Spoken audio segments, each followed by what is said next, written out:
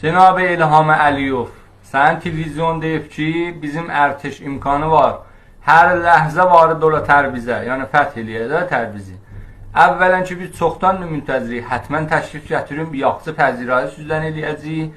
Biz elə müntəzirik, süzün əgər ürzud olsa bu işi görəsiz. Amma bu nöqtəni deyim sənə ki, İran elə qudrətdən, qulağının dibindən vırıb, ki, sənlə Erdoğan ürzə eləməzsüz. Şolanın zəncin, ölənin zəncin vurasız, qaçasız. Sizdə bu ürzə yoxdur. Ondan sonra elə bir sənin yadından çıxıb ki, xanımı qumarda utuzmuşdun və İran sənə xanımı nicat verdi.